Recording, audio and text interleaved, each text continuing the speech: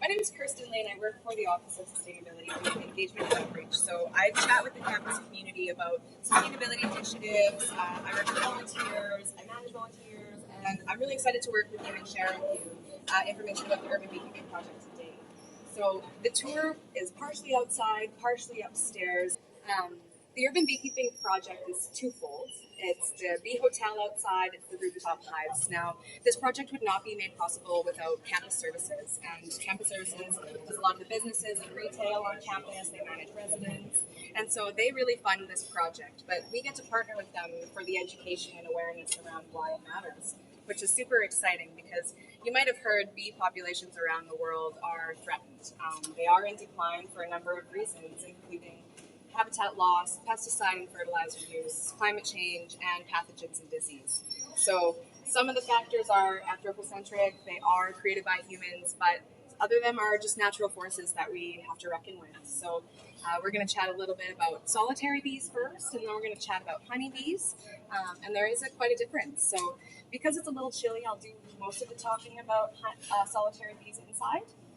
We'll go see the bee hotel, and then we'll head upstairs for the honeybees. So there are over 800 species of bees in Canada, and 300 of them are in Alberta alone. So 90% of those species are wild or solitary. They don't live in a colony like you'll see upstairs. They require nesting space, which is what the bee hotel provides. And so what you're going to see outside is a number of holes drilled into the bee hotel where solitary bees will nest for the winter.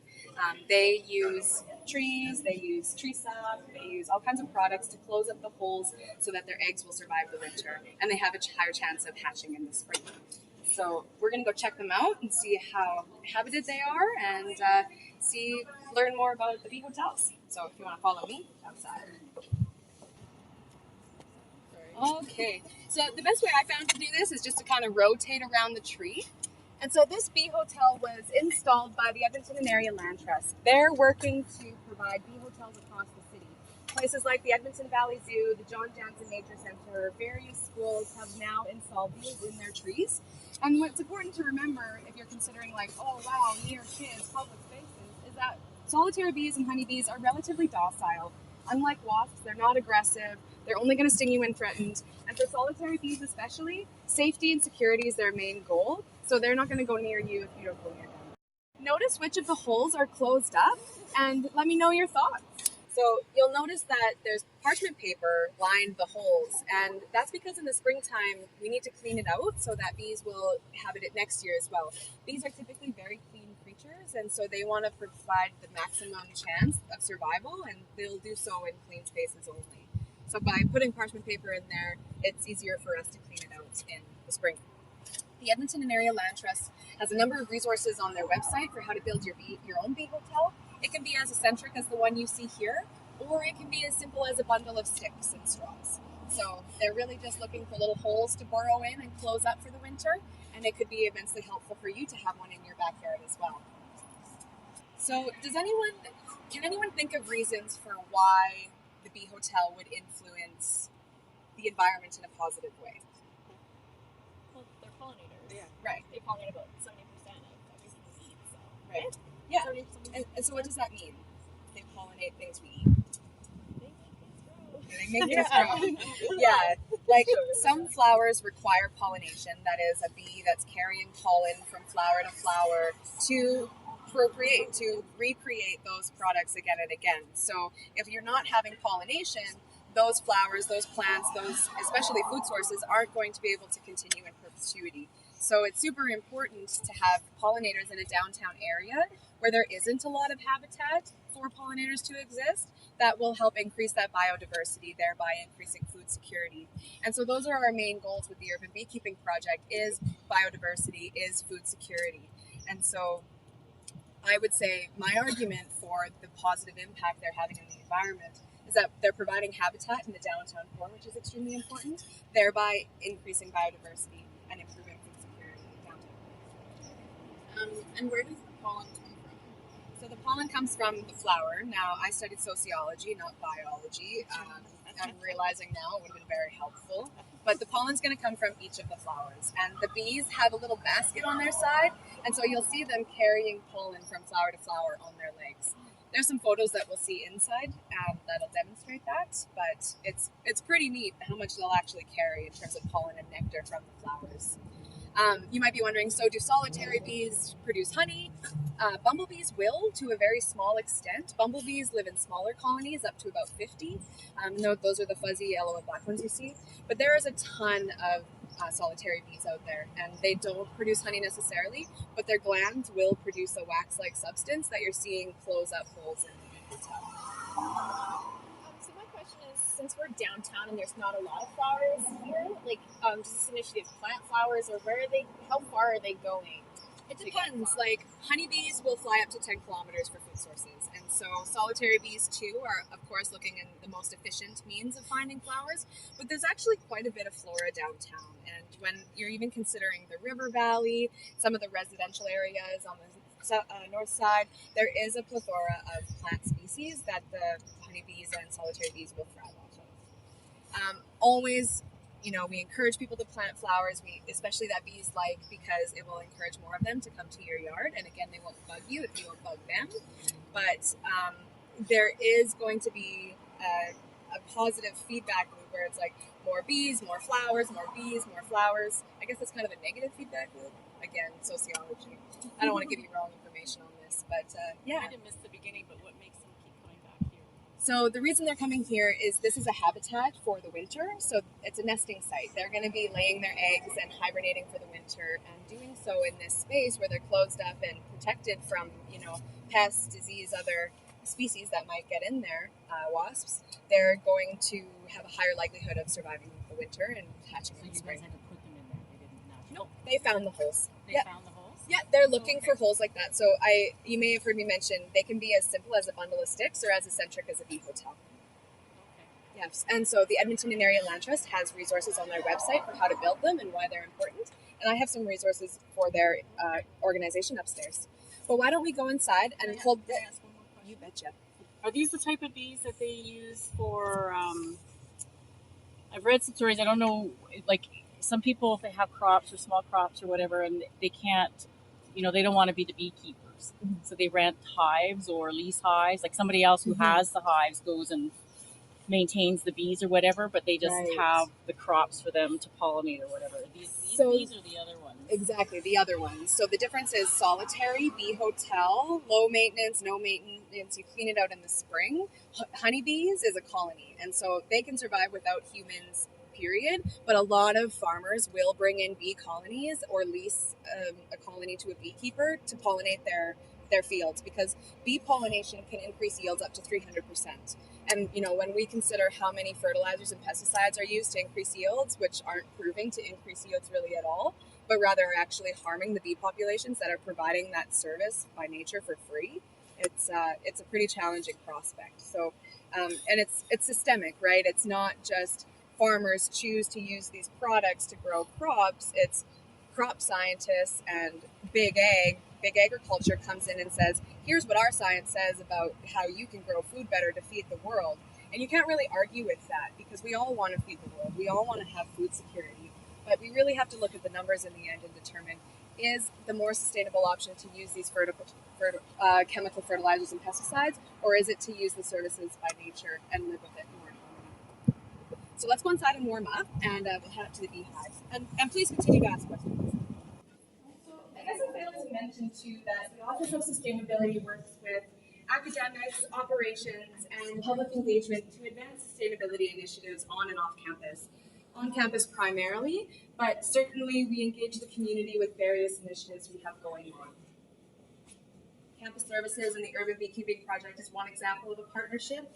We also work with a couple professors to co-host or support the Sustainability 201 course.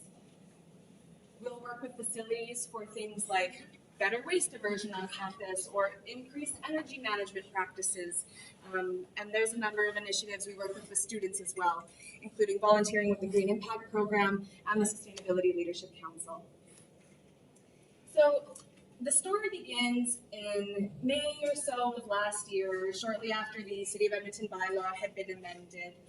to allow for backyard beekeeping when a fellow in IT named by Troy Donovan decides he's chatting with the Director of Campus Services and he wants bees. And Director of Campus Services, Chris Buckman, wants bees at McEwen. So a beautiful relationship was formed where the beekeeper would keep the bees on McEwen and the honey would be used in food services and would also be sold through the bookstore. So our honey that has been produced here will be used within some of our food preparation and in catering. Now, where did the bees come from? They were ordered in from New Zealand. So New Zealand's season really aligns with ours and they're able to import, Canada is able to import thousands of colonies a year. Over 20 commercial crops in Canada depend on bee pollination for survival. So those include things like canola, blueberries, canola, cranberries, raspberries, and tree fruits like apples and pears. And so some farmers are shipping in up to 6,000 colonies to pollinate their fields. But then I encourage you to think about how is that sustainable, because if they're only coming in to pollinate during that one point in the season, what happens to those bees afterwards? And I know that this is sometimes discussed in other documentaries I'd encourage you to check out, including Queen of the Sun on Netflix, and there's a few others as well. So our bees came from New Zealand in these tubes, the queen being separate from them, and they were installed in May of this year. So they were left alone. The beekeeper visits them about 5 to 7 days a week, and or up to every 10 days in a week, just to make sure that the queen's laying eggs. Now, the whole bee colony is a really spectacular process because the queen bee is the one who kind of decides the happiness of the hive. The worker bees, primarily female, which are the primary population of the colony, they work for everything. So they nurse the baby bees in the brood, which is in the bottom box. They forage for nectar and pollen from fields all around, flowers all around. And they also produce the wax and create the structure of the bee hive itself. The drones, the male bees, are the minority of the population, and they live exclusively to mate with the queen. So a virgin queen, when she hatches, she'll be fed by the worker bees until it's time for her to lose weight. They'll go for a mating flight. She'll mate with between 15 and 18 drones and be fertilized with up to 25 to 28 million sperm cells. And so she'll be laying up to 2,000 eggs a day for the next 2 to 4 years. Busy bees, so they say. So it's pretty incredible. It's her pheromones that send the message or send the signal to the hive that she is alive and well. And so should the queen fly, should she disappear, the hive will know pretty soon that she's gone. And it's actually pretty intuitive for them to then create new queen cells. So you might have seen in some of the photos that the queen cell is different from the other cells. It looks like a peanut shell and it exists on the bottom of a frame. And so in order for her to become a queen, the worker bees feed her a substance that's called royal jelly, which is a special combination of tree sap, nectar, and pollen. And this will help the queen bee for her ovaries to develop. So the worker bees have underdeveloped ovaries, they can't reproduce, but they sure work hard to last over the summer. Bees in the summertime will live up to 35 days because they work so hard and get so exhausted. But come late summer, early fall, the queen is laying winter bees who will live up to 6 to 8 months to shiver in the colony. They shiver to keep warm and survive the winter with her. So you're wondering, how do bees reproduce? Do they just live in a colony happily forever? Well, a healthy bee colony in the summer will be between 40 to 80,000 bees. And so when they find that they're either cramped or running out of room or feel that it's time to go, the worker bees will begin to produce queen cells, those peanut shell cells we just talked about, and the former queen will fly away with about half the colony to form a swarm. And there's some photos near the end about what a swarm looks like. You might have seen them on tree branches or on car windshields. And some beekeepers actually find their colonies by collecting these swarms. So that's one way of starting to be a beekeeper if you're interested. I've never tried it myself. It looks kind of difficult, but if I had the chance, probably would do it. And so what happens then? The queen flies away. So the worker bees have created new queen cells, and they're going to hatch. And so when they hatch, the strongest queen lives. It's a bit like Game of Thrones happening in the colony. And so the strongest queen will live, and she'll be fed by the worker bees until it's time for her to make her mating flight, and the cycle begins again. So in a healthy colony, up to 400 bees are dying in a day. So there is a period of time, you might have seen some dead bees lying out here, collected by the wasps, circle of life.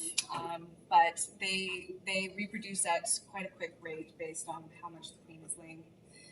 So that's a lot about the queen and the colony. You bet. So you said she overwinters with a bunch of other bees that kind of shiver in their warm. So they're still okay in this climate, like in these 30 temperatures.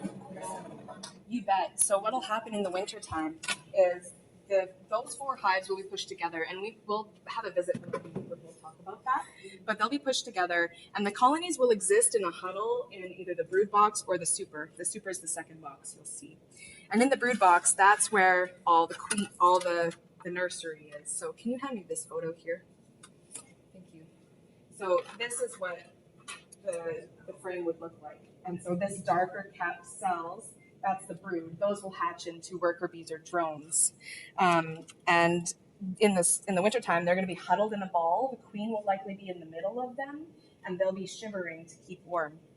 The bees keep the colony ventilated by batting their wings. They do have to regulate temperature in the hive, and the ventilation is actually key to honey production because it's going to reduce the humidity of the nectar that's stored in the cells to about 17%. And when it reaches that moisture content of 17%, it becomes honey, it will not ferment, and it will last forever. So the bees, the reason why honey has antimicrobial, antibacterial properties is because the bees are actually exchanging that nectar between multiple bees before they're storing it in the cells. And so that's why the old wives' tale like honey with your tea, or some veterinarians will use honey on animal wounds. And so there is, in fact, some science around the health benefits of honey, if you were in doubt before. Part of it's placebo effect for me, I think, but still working on that longevity course. So traditionally, honey extraction happens from these frames. These will be completely coated in wax because honey will be stored for the winter. That's their food stores. They'll also store pollen. That's kind of like a protein punch for the bees. And so in traditional honey extraction, the comb is scratched and they're put in a large cylindrical machine and spun, and the honey will drain through and be extracted. However, at Macewan, there isn't exactly a lot of space for most things, so we were certainly not interested in getting a centrifuge. However, when the Kickstarter campaign for the Flow Hive came out, some of our staff members were extremely interested in trying them out. So if you haven't yet seen the Flow Hive technology, it went viral on Facebook, and what it is providing the bees with the architecture of their bee comb, of their honeycomb, to store honey, and it's actually pretty metabolically expensive for the bees to produce the wax, so it saves them quite a bit of time to actually just be filling this with honey instead of producing the wax. So I'll pass this frame around and you can look at it.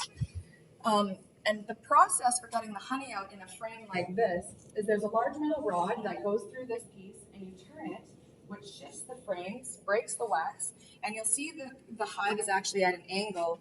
On a very warm day, 24 degrees or above, the honey will flow through the frame into your spout, into your container below.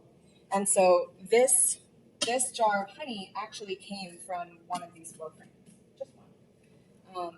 We got about 80 to 100 pounds of honey this year, and we expect with a stronger colony base next year, we'll actually be extracting quite a bit more honey. It's super important to leave 60 pounds or more of honey in the hive for the winter.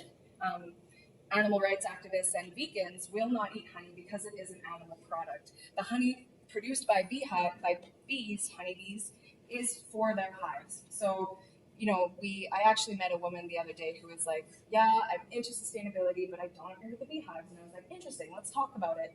And so having had that conversation, I do want to mention that it is just like farming animals, extracting their products for our benefit. So it's important to be mindful of that and grateful for that when we do consume it. Flow hives, flow frames, winter. These won't stay on the flow frames. When you were saying that, so if you were taking honey from it, what would happen with all this honey? The bees would eat it. They would just eat it. Yeah, and they would continue reproducing. Right, but you're not actually hurting them by taking it I mean, it'd be like me coming into your pantry and taking your groceries and leaving. You have to go buy more. So they have to make. Yeah, so that's what No. it's interesting to think about though, right? Because we're like, it's a super valuable service for the community to have bees. They're biodiversity. They're producing a valuable food source, a healthy food source, especially when we think about all the health concerns that revolve around sugar intake in our society.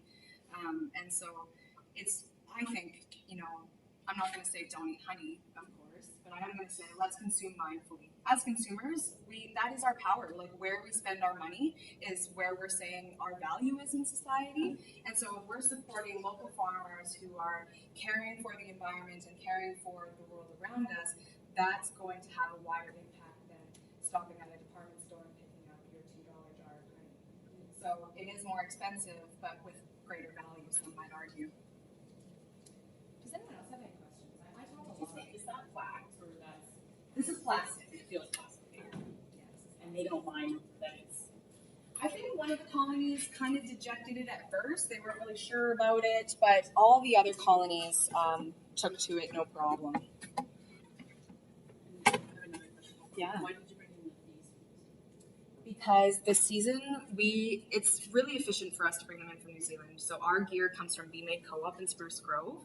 And so a lot of hobby beekeepers will actually import their bees as to getting one from a beekeeper, just depending on where we're at this season. So because we wanted to start it at the very beginning of the season, it's actually pretty difficult to get a nuke from a beekeeper. A nuke is basically the swarm that has been extracted. Some beekeepers can create those just by putting a few frames with queen cells on them and starting a bee colony like that. That more happens later into the summer. So we just wanted to capitalize on starting a colony earlier on so that we had a stronger colony in the winter. Yeah. And also to be able to extract honey this year. The bees have to be quarantined or anything like that? Quarantine? Yeah, are they worried about them being, turning out to be an invasive species or anything like that, or doing harm? No, the species that we use, the Apis mellifera, where is this thing? The secrets of the Apis mellifera. That is a very common bee species across North America. So the breeders in New Zealand are breeding species that have habitat in Canada already. And they're just a really efficient species from what I can tell so far. Canada has actually closed its borders to the United States because of the Africanized honeybee. And so it's unfortunately a very colonial term to call them Africanized honeybees, but they're just more aggressive bees. When they're threatened, they will sting to kill, and we just don't want to see species like that exist in Canada. But what's super important for beekeepers is to treat for the varroa mite, and so very few hives, if any, live without the varroa mite. And what that mite is just a small little guy that is like a monkey on the bee's back. So it drains it of blood, it will kill the colony, and the bees that are infested with these, they're intelligent. They'll leave the hive because they know they're a threat to the longevity of the hive. The bees rarely defecate in the hive, and the queen won't lay eggs in cells that are dirty. So they're conscious of maximum survival, but they are posed with challenges by nature. So our beekeepers will treat using what's called apivar strips in the spring and in the fall. And we're able to tell kind of what the mite ratio looks like, because you might be able to see on this bottom frame there's this mesh screen. So what goes under this mesh screen is a parchment paper. And once the beehive is treated with either the powder chemical or a mite strip, you'll see the mites fall to the parchment paper in the bottom. And the ratio of mites per square will tell you how kind of problematic the mites are in your hive. So we need to be conscious of kind of, as a beekeeper, how our hive is doing, and that's why the beekeeper will check 5 to 10 days to make sure the queen's laying eggs and to make sure that the mites aren't too robust. How do they get bees? They just carry them. They've carried them for a long time, and so when they're flying about and they interact with other bees, because they crawl all over each other, like the thousands in there, and they just spread so fast. And so even if a hive is completely void of the mites, which is very rare, it's very common for them to pick them up from other hives. And so this powder that they use or whatever doesn't hurt the bees, the honey or anything else? No, I think more research could be done on my part into what that chemical is doing necessarily, but it's obviously widely used and widely proven to be effective for killing at least a portion collection of the mites to sustain the colony. But in terms of like what the chemical is and the impact it has on the honey itself, clearly not harmful if it's being sold and used by this many beekeepers, but still worth knowing on a personal level for sure. Yeah. So, talking about importing the bees from New Zealand, is there like a higher cost associated with importing them from somewhere else as opposed to getting them from a local beekeeper? I think it would depend. I mean, obviously, importing anything from elsewhere is going to be more expensive. Well, actually, you can't even say that because sometimes we import things because they're cheaper to get from elsewhere. It really depends. Like, you can get free bees by collecting a swarm. You can get less expensive bees by buying a new from your neighbor. And so it just depends on where you're buying your bees from in your comparators. Because if you're looking at this one situation and this one context, it differs quite a bit from importing a colony of bees from New Zealand. But since, as I mentioned, Canada needs to pollinate tons of monocrops in our country, it's almost necessary to import that volume to sustain our agricultural production. Okay. And so for the price of the bees, is it like per pound of bees or Per colony, yeah, per colony. And so in the X kilogram tubes they come in, there's about 8,000 bees in one queen. Okay. And the queens are more expensive, right? I think you can buy queens individually, queens are bred exclusively by these companies. If you want to look up the company itself, it's called Arataki, Arataki, and it's a huge breeding operation. Yeah.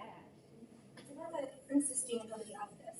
Yeah. So you have a plan of doing X amount of pounds, producing X amount of pounds a year. I don't know how many staff members are dedicated to it. You have So, people out there. So first question is how many staff members are dedicated to it? Yeah, so when you talk about sustainability, Yeah. how many pounds do you have to be producing every year in order to actually make it a sustainable project? That is a campus services question, but the return on investment will be 2 years. Actually, don't hold me on that. I was going to say a number. Chris gave me a number, but that's a campus services question. In terms of the staff involvement, hobby beekeeper is keeping his bees on the rooftop because he's been looking after Macewan's bees as well. So that's a mutually beneficial relationship. The Office of Sustainability has partnered for the engagement and the awareness piece because we get to inform a wide audience about a variety of sustainability issues. And so our work is not paid for by the bees necessarily, but Macewan University has allotted funding for the knowledge spreading of initiatives like this, and that's what our office does. And so in terms of the honey sales, that will pay off the bees that were Or imported, just the define gear sustainability, right? So it's a Yeah. sustainable So you're chatting about financial sustainability. yeah. Yeah. So that's a campus services question, Oh, unfortunately. Just because I don't want to give you wrong numbers, Yeah. that would be a shame. just be curious. Yeah, me too. Yeah, and we're not going to have to buy the hives again. If the frames break, we'll have to buy the frames again. The jars will be paid for by the money that's put into buying the honey itself. And then, there's also going to be a sponsorship element. So we're going to be inviting organizations to sponsor a hive. In return, they get to name the hive. They get a variety of honey from the beginning of the season to the end of the season, kind of like a spring, summer, fall variety, and as well as kind of promotion of their business or organization in events like this and at the site itself. So I think it'll grow. There's right now you hope. have 4. So would you then expand, and how much can you expand? Everyone's asking, but we, as much as we'd love, There's lots of room. I know, There's also and lots of everyone's like- like, where's there's the lots of garden? vegetative Like, I know that, we certainly want to see more vegetation on the roof, but that's a facilities concern. And so we need to work with facilities to expand the project because they're huge partners and yay-sayers in the sense of expanding. So I know that the new CVAC building really wanted to have a green roof that got nixed because of funding. They're probably going to want to have bees that, if this project is sustainable and can perpetuate, then we'd love to see more beehives on the new CVAC building as well. But that's certainly a long-term vision. As a pilot project, we're very much seeing what our potential is. And as the project was planned, it was intended to be financially sustainable. So the flow hive home came from like Australia, right? It was in Australia. is. So are these designed to like these can withstand the winters of like Canadian winters? So these will be taken off in the winter time. Okay. So what has happened is there's a tool called a bee escape that is put on the bottom of them so that the bees can exit the flow hives but can't get back into them. Okay. And so after a period of time of getting the bees out, the flow hive, this box, will be stored inside. Any honey that's left over in the flow frames will be used for a spring food source. So when it's replaced on the hive in the springtime, the bees will be able to eat it and sustain themselves until more blossoms are blossoming.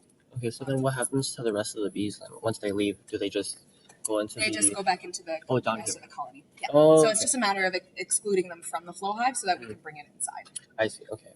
Because I mean, plastic degrades, as you might know in your tobogganing experiences, when it's left outside in the wintertime. So we certainly want to ensure that these will last us as long as they're meant to, which is going to be a very long time. And so we'll need to bring them in the wintertime. Okay.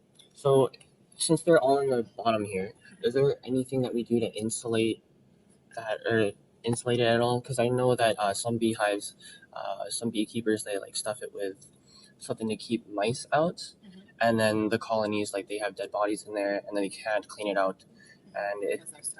And then they don't like being dirty. Mhm. So good point on the mice. Thankfully on the rooftop, we have a lot less risk for things like mammals getting in there and damaging the colony. So what we're going to be doing in the wintertime is pushing the 4 of them together so that they're creating warmth adjacent to one another. And then they'll be wrapped with these black pads. So it's like a pad on each side of the hives, including the top.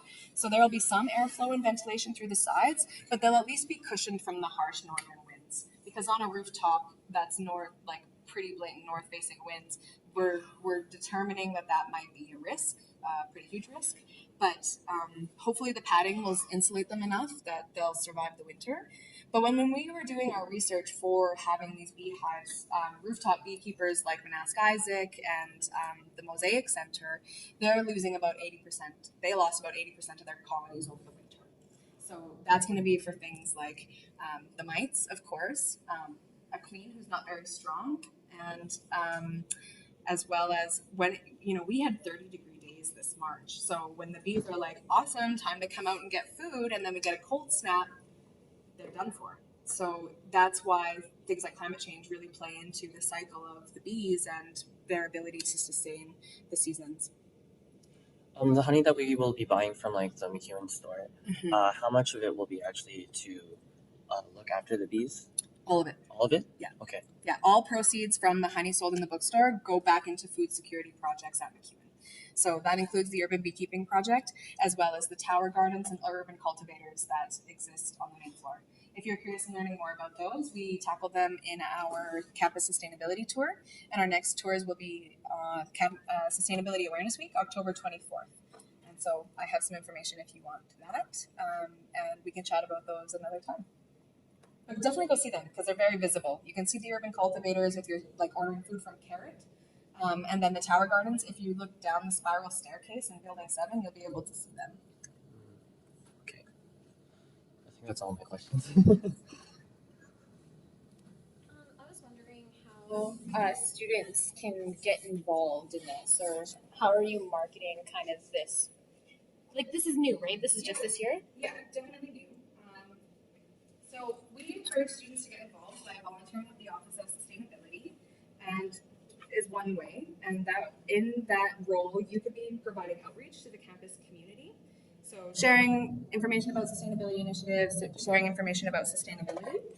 Another way is to engage your classes, engage your professors, invite me to come in and talk about the urban beekeeping project, do a research project yourself on urban beekeeping, really take onus in developing initiatives for yourself to learn more about the project and connect with people on campus who are helping you to do so.